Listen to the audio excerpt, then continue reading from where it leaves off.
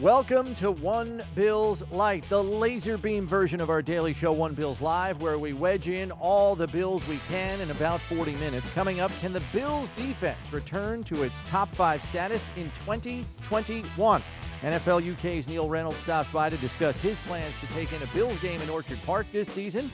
And we ask our one burning question: snap the ball!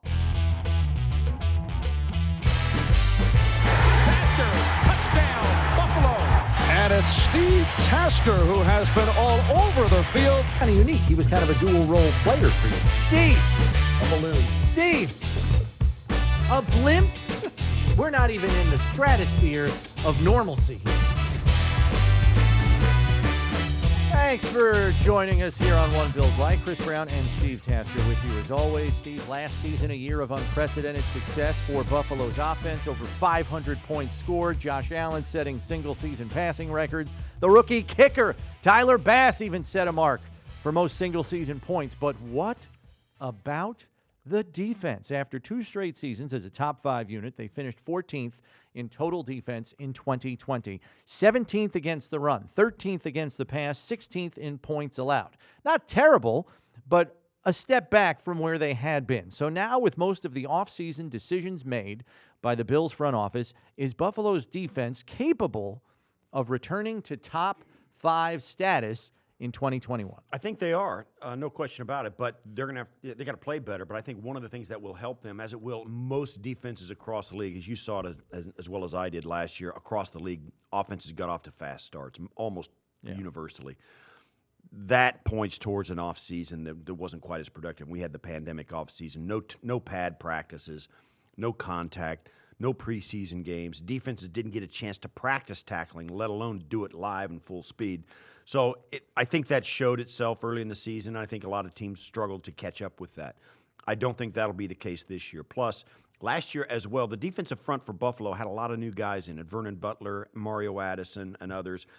They lost Shaq Lawson and Jordan Phillips from the year before. Harrison Phillips was back on the field for them. He had been wasn't lost.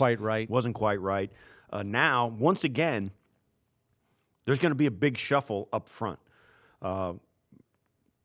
Trent Murphy gone. Greg Rousseau in. Boogie Basham in. Starlo Tulele opting back in.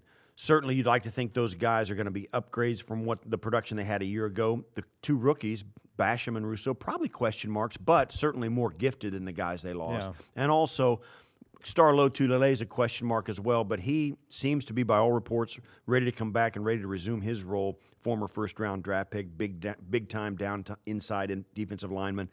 Perhaps he can elevate the play of the guys down inside and on the end. I think they're going to get a lot more production out of Greg Rousseau and Boogie Basham than they did Trent Murphy a year ago, and the others. So, yeah, I think there's every reason to think that with a better preseason, even with new guys into the fold, they're going to come out and play a little bit better offensive or defensively, and we'll see. And I think it all boils down. I think they'll be better against the rush early on because of the added physicality of their preseason. But I also think it comes down to how much better is the pass rush going to be, and that's the real question we don't know yet. And I agree with you 100% that the scales were tilted in favor of the offense coming through the pandemic, with all that was lost in the offseason for defenders in particular. I know we talked to Micah Hyde about this, and he was talking about how without a preseason, without any pads on in training camp, because they had to ramp up training camp, if you remember, they didn't tackle anybody at full speed until week 1. Right. And that's an adjustment that you can't make, even a veteran player, to adjust to that level of speed and then tackle in a fundamentally sound way. And that was a league-wide issue, not to mention the fact that offenses did not have to deal with crowd noise in any way, shape, or form. So, yes, the deck was stacked against defenses in an untold way that we had ever seen before, and it hurt the Bills along with a whole lot of other teams. You look at where they may have slipped the most, and, fighting the run was, something they haven't been terribly good at ever. I think they were near the top 10 in run defense the year prior, but they've been a top 5 pass defense each of the past 2 years prior to 2020, and that went away. And yes, it was probably due in part to their pass rush or lack thereof, and there were a lot of moving parts up front to the point where they had to scale back that rotation, if you remember, with Leslie Frazier, scaling it back and saying, I got to play my most effective guys a little bit more often here because this rotation is just flat out not working. One other thing, too, they were playing with an offense on their own team that was scoring 500 points, as we said. And they faced a lot more desperate offenses a year ago who, and, you know, there's good players around the league, so when the team comes out desperate and they've got some players, they're going to make some hay against even a good defense because the Bills' offense was putting the pressure on them to air it out a little bit more than they perhaps would have when Josh was completing 58% of his passes instead of 69% of his passes. And in fairness to the Bills' defense, they did find their footing in the second half of the season last year. I think in 4 of their last 6 games, they gave up less than 20 points. And if this defense is going to give up less than 20 points a week, they're going to win probably about 85 to 90% of their games with this passing offense. Now, Buffalo added, as you mentioned, Steve, most frequently at the defensive end position in terms of offseason acquisitions, their top 2 draft choices, along with free agent F.A. Obada and the re-signing of Matt Milano. We also know, as you talked about, Star Lotulelei opting back in after his opt-out year. What area of the defense do we believe will make the biggest difference to help boost effectiveness on the field? I think it's going to be their run game defense. Star Lotulelei and Ed Oliver in there together, or whoever the case may be. I think they're going to play the run better, and when they do it, it's going to lead to more 3rd and 8s, 3rd and 9s.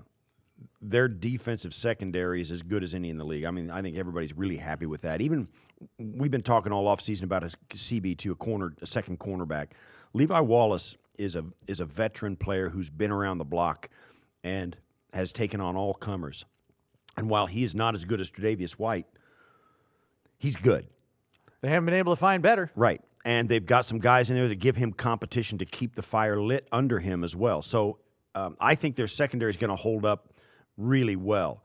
And if you give them 3rd and 8 and 3rd and 9 pluses because of your run defense on early downs, yeah, they're going to be fine. Their pass defense will follow suit, and you know it's hard for a team to convert that all day, or as often as it looks like the Bills may be able to put their team into. But I tend to agree with you that the pass rush really has to come to play every single week, because if this offense continues to be as productive and effective as it has been in the past calendar year, they're going to be playing with a lot of leads, and that means your opponent is going to be throwing it even more.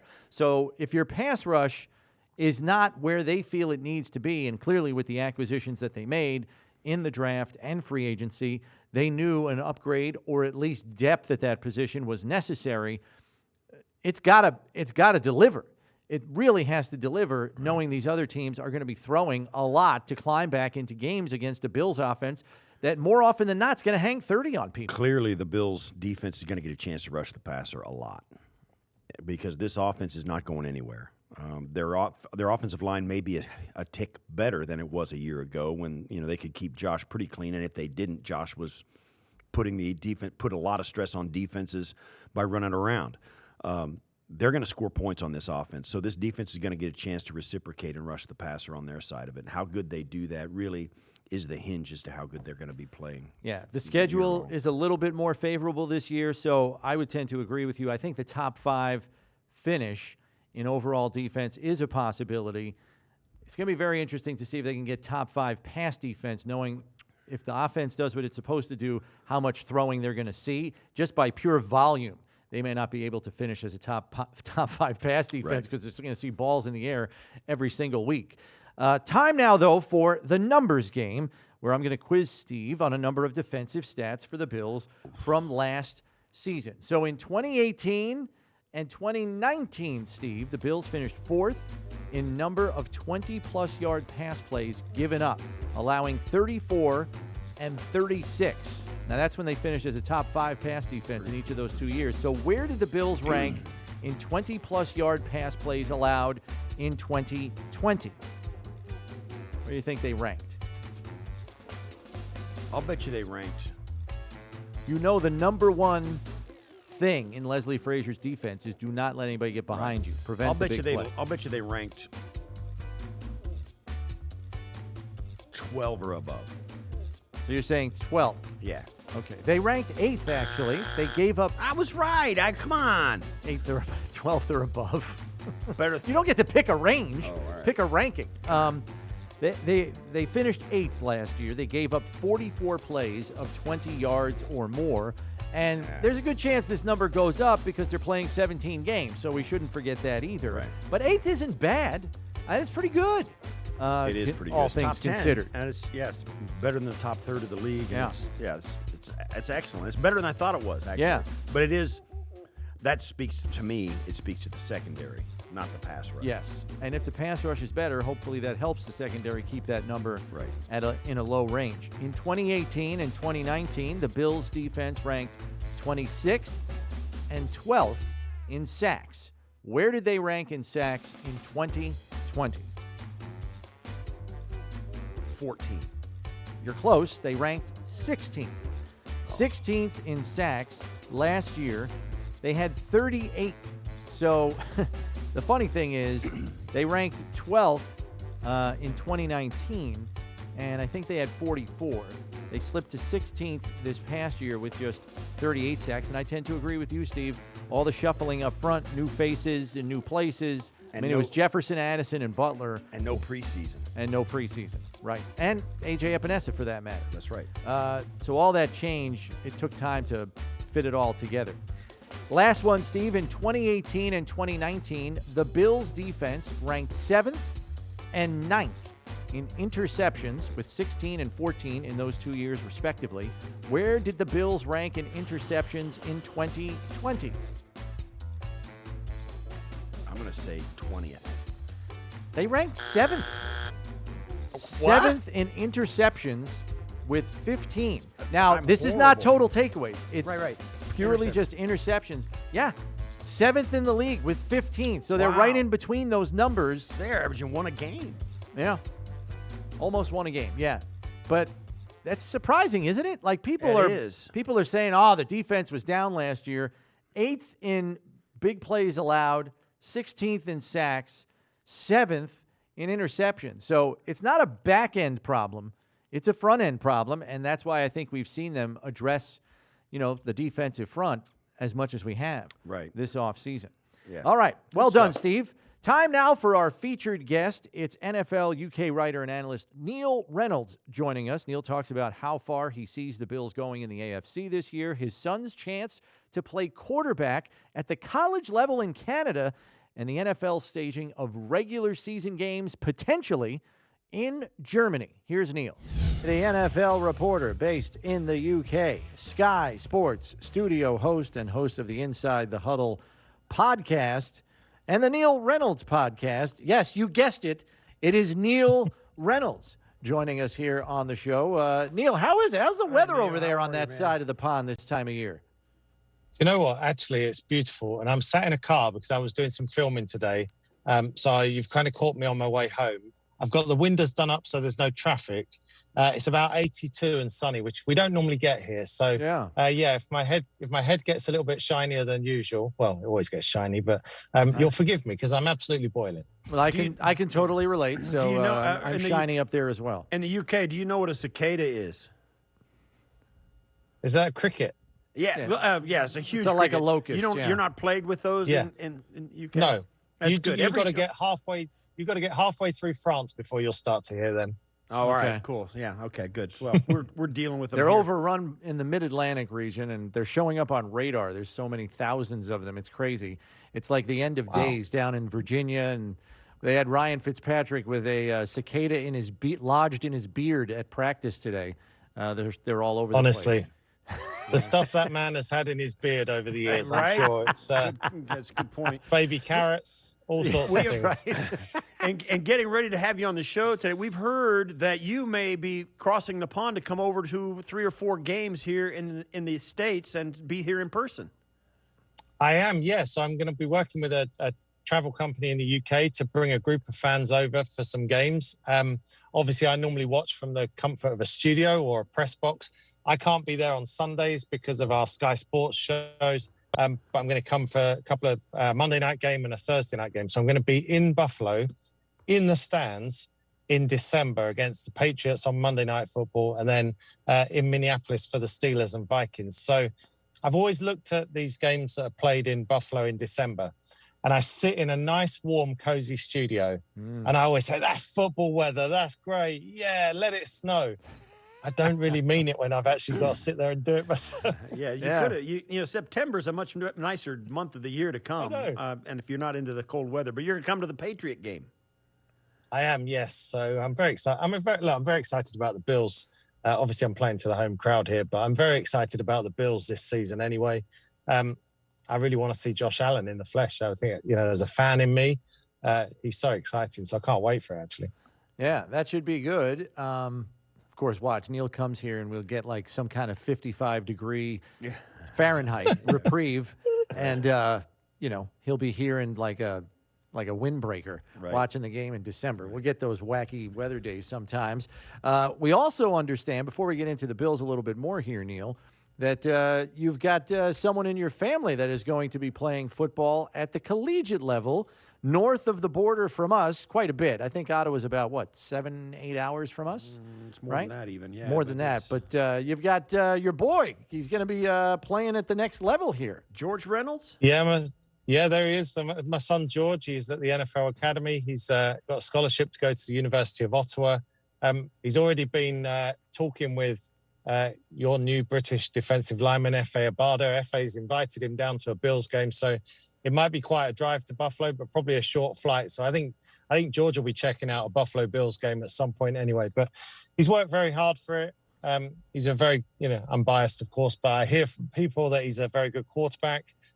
Chris Sims tells me that. Kurt Warner tells me that. So, he's got a shot to get over to that side of the pond, which doesn't happen very often for British or European quarterbacks. He's got a chance to put some game film on tape and see where his journey goes next. But yeah, really excited about the chance to play in Ottawa. I think he is. And there are usually a handful of players every year, that get drafted out of Canada, that get a shot in the NFL to at least make a roster. I know that. Heck, he also had. Sorry, I was just going to say he actually had from Tom Lemming, Tom Lemming's high school magazine. He had a 3-star rating last year. Right. So, we've looked at a lot of 3-star quarterbacks that were in America. They got sort of 16 or 17 D1 offers. I think with COVID and with the fact that George is British, those kind of offers didn't materialize. That's not to say that Ottawa isn't a great experience and a great school. It is. And the coaching staff up there are excellent. The coach is an ex-CFL head coach. They've got Packers assistants that are on the staff. George he got quite a good rating, and I think he's got a chance to go and prove himself on that side of the pond. I mean, Steve played with Canadian players here on the Bill. Tim Tyndale, right? Timmy Tyndale was here. Yeah, there are Canadian players that come down constantly. There's Doug Flutie, the whole 9 yards. There's a ton of guys. Joe Cap, all those guys that played up there over the course of the era. But even the collegiate kids up there, they'll come down and play. I mean, Akeem Hicks, I think, he was playing up in Canada. I want to say he played in Regina or somewhere out west in Western Canada. So they get looks. I mean, all he needs is an opportunity, and then off you go. We've been asking our listeners today, and you'll have an over. You're a big picture guy with the podcast, and over the course of all the big transactions, I don't want to take one team or anything, but one transaction or one acquisition, whether it be a new head coach or a new player, draft pick, which one of those, and we've asked our listeners to chime in as well, which one do you think is going to make the biggest impact this season for whichever team made that one single transaction? Do you have any that pop out of the long list of transactions that happen every offseason? Yeah, well, I'm going to cheat. I'm going to go with one that's really old in the offseason and one that's really new. I think Julio Jones going to Tennessee changes their offense. How do you load up to stop Derrick Henry when you've got A.J. Brown and Julio Jones now? If it's the Julio that was last year, you're probably still going to roll the dice, even if he missed 7 games with a hamstring injury. He still had close to 800 yards receiving. The 6 years before that, averaging 1,500 yards per season. This is a Hall of Famer. This is now you've got not one number one receiver in A.J. Brown, but you've got 2. And what what an opportunity for Ryan Tannehill. You know, he was kind of just there in Miami with not huge amounts of talent around him.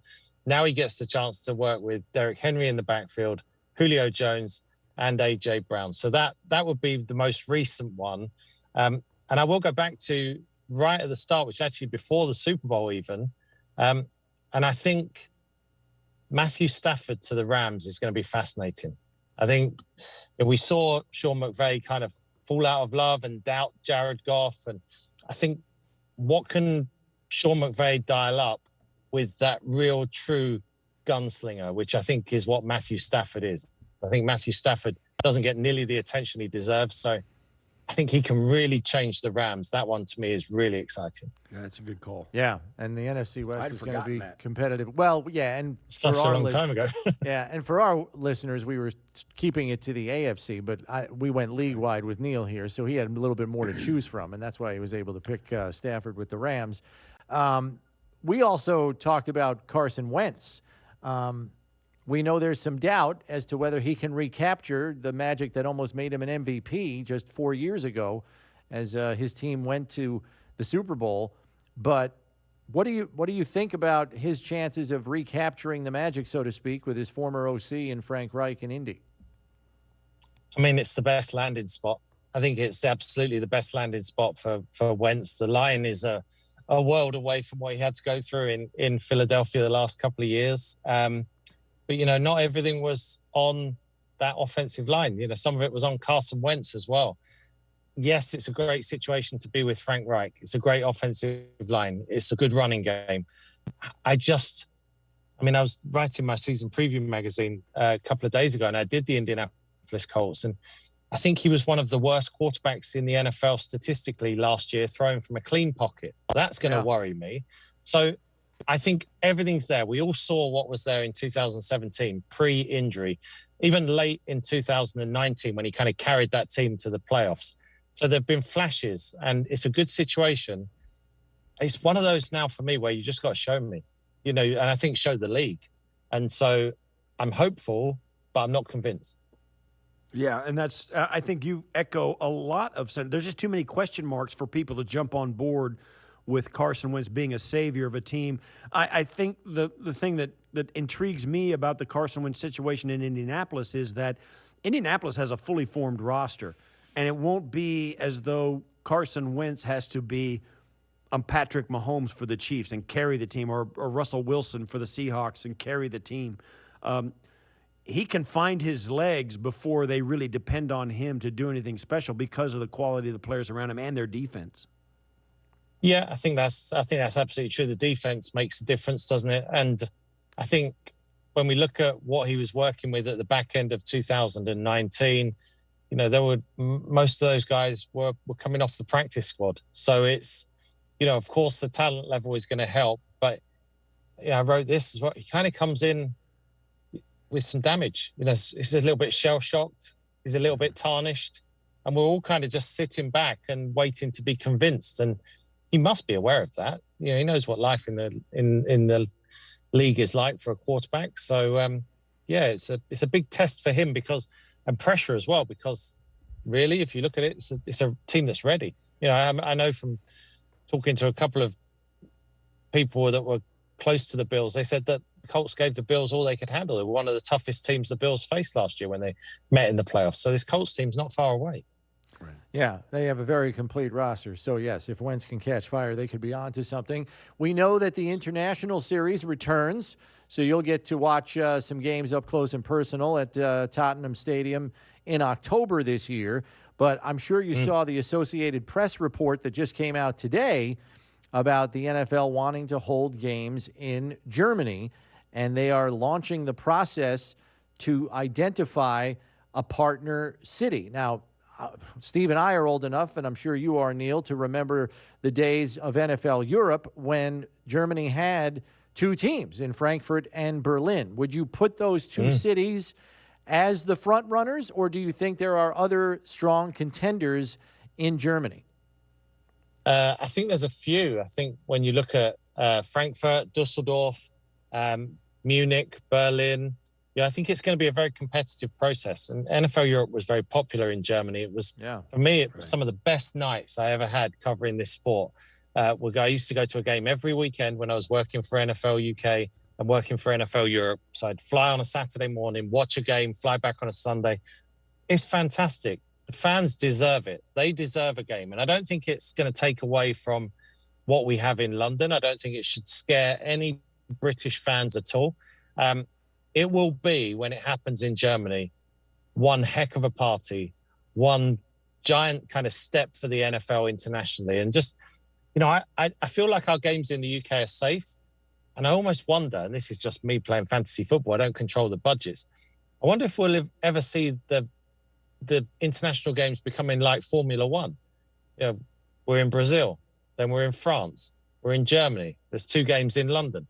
I think it's going to be great to just keep expanding the game. I don't know which city will be favourite, but I know there'll be a lot of cities in the mix in Germany because they have a really passionate fan base. And the numbers, when you look at all the kind of metrics and TV viewing figures, fan support, it's all right there, the same as the UK. So, it's going to take off in Germany as soon as they get this game. Yeah. How much do you think stadiums play a role in deciding the partner city? Obviously, these cities are all going to send in their RFPs. And as we understand it, based on the AP report, the NFL hired London-based The Sports Consultancy to handle the requests for proposals. I'm wondering how much the stadium part of it is a factor in that, stadium accessibility and conformability to the NFL game. Yeah, 100%. I mean, there are only a handful of stadia in the UK that can actually fit the full length field and the end zones. So it's the length of the field that's the issue. Absolutely, it's going to play a part. The NFL see what they've got now with Wembley Stadium and to a greater extent, Tottenham Hotspur Stadium. A Premier League team purpose-built an NFL stadium to get these games. And it's beautiful. It's amazing, Tottenham Hotspur Stadium. So you guys know, you're right there. Steve, you'll know, you played. You're a creature of habit. You want to know everything's there for you. Coaches are anal about what they have for their players. So stadiums, infrastructure, logistics, they're everything. They're everything to get in these games. Now, obviously, fan growth is a huge part of it, but you're not going to get teams over unless they're really happy with where they're playing when they come overseas, and they're happy with the practice facilities, all of that. So it will be a major, major factor. One of the things that you've been familiar with, the pathways for European players to come to Buffalo, and Buffalo now has 2, not only Christian Wade, who's still waiting on the practice squad perhaps to get a chance to play for the Bills, and also F.A. Obada, who is now a free agent acquisition by Buffalo. That's got to kind of warm your heart to see both of those guys. As you said, they've been in touch with your son George about coming down from Ottawa to see a game. It's got to be kind of give you a warm feeling about European players having a place, particularly here in Buffalo.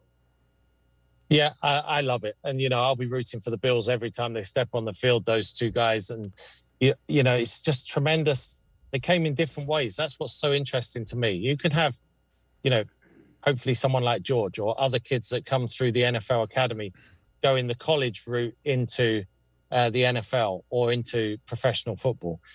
You've got Christian Wade, who came from another sport. So he was a professional athlete in another sport, gave up a lucrative career in rugby to try his hand at NFL. And you've got F.A., who played 5 games of amateur football. And trust me, fellas, it is like park football. It's amateur as amateur can be. And he played 5 games of American football before being spotted by the Dallas Cowboys. And then he's been on this journey. So I think because both of them have been around it for a little while now, we shouldn't, but we do get, we know Christian Wade's on the Buffalo Bills. We know F.A.'s in the NFL. It's amazing that these guys are in the NFL, considering what they've done. And I think F.A. is going to be, he's going to be really successful. He made a lot of plays for Carolina last year. He sacked some of the quarterbacks he sacked. I don't know if you guys have got a chance to speak to him yet, but, he sacked Tom Brady, he sacked Aaron Rodgers, Matt Ryan. It was a who's who of quarterbacks last year for FA. He can play along the line as well. It's really exciting. I'm going to use a direct quote from you concerning the Bills. Quote, I fancy the Bills to topple KC in the AFC, and they could win the whole darn thing, end quote. Why are you so bullish on the Bills finally toppling the Chiefs? Yeah, that's from my season preview magazine, the Gridiron Annual, which comes out in July. The Bills led by 9 last year in Arrowhead. This is a franchise quarterback league, and the Buffalo Bills have one of the very best in Josh Allen. They have a defense which I think on it, again, maybe the numbers are misleading when you look at the stats from last year, but look at what they did to Baltimore in the playoffs. It's an elite defense. There's everything you want in the passing game. Do you want Stephon Diggs? Do you want Cole Beasley? Gabriel Davis, Isaiah McKenzie, all the different ways he can be used. And on comes Emmanuel Sanders as well. So I think it's a very, very exciting team, a very complete team. Maybe Kansas City, it's hard to say with Patrick Mahomes. Maybe they take a little step back. I mean, let's see. We don't know there. But, Bills are going to be right in the mix. And I really do fancy them to win it all this year. And I apologize in advance because I'm terrible at predictions. So I apologize. That's all I can say. Don't take away from all of that bravado and confidence, and you just suck the air out of the room there, Neil. Don't do that. Which of the other AFC East teams, the Patriots, the Dolphins, the Jets, which one of those teams made the most improvement and will be, say, second place? If the Bills win it, who's going to get second place? So I actually think it's the Dolphins, and the Dolphins have gone reverse Miami Dolphins. So the Dolphins used to make a big splash in free agency, almost out of desperation, and then it didn't pan out. The Dolphins were very quiet in free agency and had a very good draft. The New England Patriots, who are normally very quiet in free agency, spent record amounts of money. And I don't think it always equates to winning games, winning the offseason. So I'd say it's the Dolphins. I think the Dolphins are building a really good roster. They had a really good draft. My concern there is until is in the same boat as Carson Wentz. You need Tua to show it because twice he was benched for Fitz last year. Now he's not got Fitz to ride to the rescue. That might be good for him actually. So I think Tua's going to grow because they'll have better weapons around him. They've looked at speed. You got Will Fuller coming over. You got Jalen Waddle through the draft. So we're going to know from Tua how much better he can be and whether he can be that franchise quarterback that they've been searching for, frankly, since Dan Marino. There were flashes of it, but he wasn't really working with great weapons. So I think Miami are going to present a challenge, but I think this is Buffalo's division to lose. I think the Bills really are a class team. Last one for me, Neil, because Steve and I were discussing this. The Bills don't play the Patriots until about week 14 or 15. 13, sorry. Not till December, as you know, since that's the game you'll be coming up for. I'm almost guaranteeing by that point in time, we're going to see Mac Jones on the field. When do you think he takes over for Cam Newton, who looks like his best days are behind him? Yeah, I think look, Bill Belichick really likes Cam Newton, and so Cam's going to have a chance to win that job. But, I think week 4, week 5, if it is Cam at all, if Cam gets to start, I think we'll see that the best is behind him. And I think there'll be a pressure to bring Mac Jones on board, especially given everything that they've invested in the offensive side of the ball. So, look, it could be Mac Jones from week 1. We're seeing this with the Chicago Bears. They're saying Andy Dalton's the starter in week 1, but if Justin Fields has a strong training camp, he's starting. It'll be the same with Mac Jones. Yeah. I think it'd be very interesting to see how quickly they go to him because they like Cam. But, I think Cam Newton's thing last year, there wasn't any weapons around him. And that's true. I've just said exactly the same excuse for Tua Tagovailoa. But I also saw a lot of passes where Cam skipped it into the dirt when it was 5 or 6 yards in front of a receiver. So they've invested in the first-round quarterback for a reason. I think we'll see Mac Jones by week 4 or 5, if not sooner. I would not be surprised if he isn't the opening day starter. But again, this is why I put Buffalo such a strong favorite in the AFC East. We don't know what Mac Jones will be yet. We don't know what Tua will grow to be. We need to wait and see with Zach Wilson and more around him. We know what the Buffalo Bills have. They have genuine MVP talent in Josh Allen. So I know there's been years of Patriots domination in the AFC East. So everyone's kind of sort of spookily looking over their shoulder at the New England Patriots, this winning machine. But, it's about what roster you've got now. It's about what players you've got now. And I think the Bills are the strongest. Neil, thanks so much. It's great seeing you again. Thanks for coming on. Thank you, because actually this has been really good for my weight because I've lost about 18 pounds while doing this interview. I can't believe you didn't leave your car running to at least have the AC blowing on you. You are a true pro over there. And Bob Kraft also wants to thank you for hooking up Meek Mill and Jay-Z with that Bentley that they got him for his 80th birthday. They couldn't get it in the States. We heard you grease the wheels on that. So good job on you for getting him his Bentley.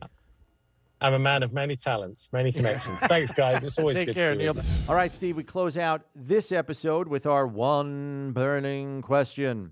In the last week or so, the Colts, Eagles, Texans, and 49ers have all canceled their mandatory minicamps.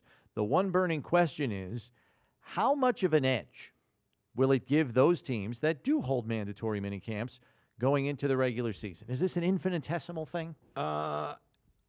At this point, no. I don't think it is. I think it means a lot.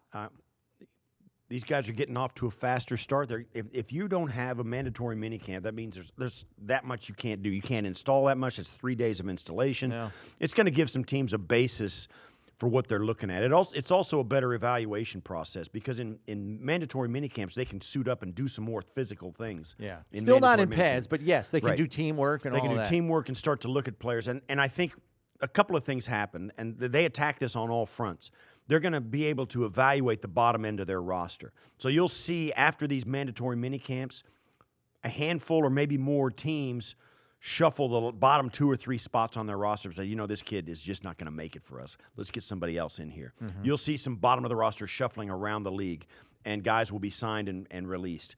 You'll also get a chance, for the coaches, you'll get a chance to see guys, how well they're picking up what they've done so far. And they'll install chunks of the offense over each day of the mandatory minicamp. So they'll get a chance to get the basis of the offense in, so it gives them that much of a head start when they do hit the field running in training camp. So it is something, and once you get into the regular season, maybe you look back on it and say, I don't know how much.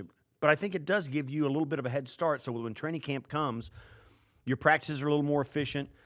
Your drills are a little more efficient. Yeah. Your installation goes smoother and quicker and is more effective because they retain some of that information. So, yeah, there is something to be gained. And I think no matter what the head coaches tell you, I think it's an absolute reaction to the vaccination process for their players. I think that's the reason they are abandoning it. If you're the Tennessee Titans or the Jacksonville Jaguars, you're pretty happy right now. There's 2 teams in your division, in the Colts and the Texans, who are just scrapping mandatory minicamp. I have to believe you feel you're getting a step ahead of them. And, yeah, maybe it's partly due to vaccinations. Maybe it's partly due to coaches trying to acquiesce to the Players Association saying, hey, we don't want to be doing too much in the offseason, so maybe it's kind of a give back for that. The 49ers said it was injuries that partly impacted the decision. They lost wide receiver Tarvarius Moore to a season-ending Achilles injury in OTAs running a route on air. And then they lost offensive lineman Justin School to an ACL tear just 2 plays later in the same practice. So 2 season-ending injuries in the span of 3 plays. Now, Steve, it's unfortunate, but it's football. Like, that stuff kind of happens, right? Absolutely. And there's nothing that says they're not going to lose 6 guys on the first practice of training camp. I mean, if that's your point, why are you practicing at all? I think it's an excuse for what the real reasons are. Exactly. And I think this as well. If you do have a rash of injuries, that's why you have sports science people on your staff. Yeah. What are we doing on training camp? Are we warming up properly? Are we hydrating? Stretching properly? Are we hydrated? What about the recovery? Are we giving these guys enough time to recover? Are we, some of these guys get a bigger workload? What are the data on their pad, on their GPS things? Are these guys all, did they have an elevated workload the day before? All of that stuff. you've got to dissect that and find out. But this, running a route on air and blowing your knee out, you rarely see it, but it happens. It happens. That's what happened to Teddy Bridgewater. It was non-contact. Yeah, stuck his foot in the ground at the top of his drop. And Deshaun Watson, his rookie year in Houston, did the exact same thing. Stuck his foot in the ground, planted, and it gave out. It happens. If you're going to – there's no way you can use that as an excuse to not practice. Yeah. So the underlying reasons, I think, are obvious to all of us. As we watch this offseason progress, they're trying to get to levels of vaccination and where they have protocols that can be lifted where we can go in and do business as usual. And I think some teams are just not willing, perhaps some ownership groups are just not willing to spend the money on the protocols and this and that and the other and jump through all the fiery hoops you have to do these mini camps when you haven't reached herd immunity. For the Texans, it's probably a little bit different. There are some that believe it's an extension of an olive branch to Deshaun Watson because by canceling mandatory minicamp, they eliminate their ability to fine Watson for not showing up in the amount of $93,000, something that he would have incurred by not showing up, and he was firmly expected to be a holdout. But how strange do you find the Colts and Eagles' decisions, knowing there are two quarterbacks in those situations that either have to recapture their form, Carson Wentz, or develop in Jalen Hurts? And not to mention the fact Nick Sirianni is a first-year head coach. How strange did those two strike you? Very. I think there's things going on here with some of these clubs that, there's either a huge expense incurred or the level of protocols that they have to jump through to make these mandatory minicamps happen, and they still haven't reached the threshold of what they want to do. Maybe some of the coaching staffs aren't vaccinated and refuse to get vaccinated or what have you. Certainly we know that some of the players have voiced their concerns over the vaccine. I think it's a reaction to that. And instead of going through and having to fight through the protocols just to get in, the foundation of your offense or defense and just get to know everybody's name, get them on the field, instead of going through all of that to do it, they'll just rework the first couple of days of their training camp when it starts and go from there. I think the protocols, I think some of these guys I think it's COVID exhaustion. You know what I mean? Maybe, but I think it's whether it's inadvertent or an acquiescence to the Players Association, you've opened the door to have them come forward and say, well, you had a handful of teams cancel mandatory minicamp. Clearly they don't think it's necessary, so we don't want to do it going forward. And that could very well be a future negotiation between the league and the Players Association that maybe some of these coaches hadn't even given thought to. I don't know. It's hard to really say, but you've got almost a handful of teams now. And, San Francisco, they're talking about it being injuries. I read that Trey Lance is supposed to hang around, even though there's no mandatory minicamp. But the development for that guy over those 3 days, he's going to miss some valuable time without teammates in minicamp. So they can. I mean, these guys can hang around and work out in the building. They just can't go out on the field with coaches. That's basically the caveat to them hanging around, just playing football in the yard all day, every day with the coaches and players and all the guys who want to show up can show up. Well, they can be here in the building, but by rule, the coaches can't go out there and, have a script and have them run through plays and stuff. So that's all off the table. They can come over here and do their own thing, but only in training. They can't be coached and they can't go out and play football 7-on-7, that kind of thing. And that's, while there is some value to that, it's not like a mini camp. It's not the same. Like that, So whether these decisions have a big impact in setting these teams back remains to be seen, but what it does do is give more ammo to the players who want more time off this time of year. That'll do it for this edition of One Bills Lite. Please subscribe on whatever platform you listen to so you know when we've got some fresh content for you. And remember, whenever there isn't enough time for a One Bills Live, there is always enough time for One Bills Lite. For Steve Tasker, I'm Chris Brown. We'll see you next time, everybody.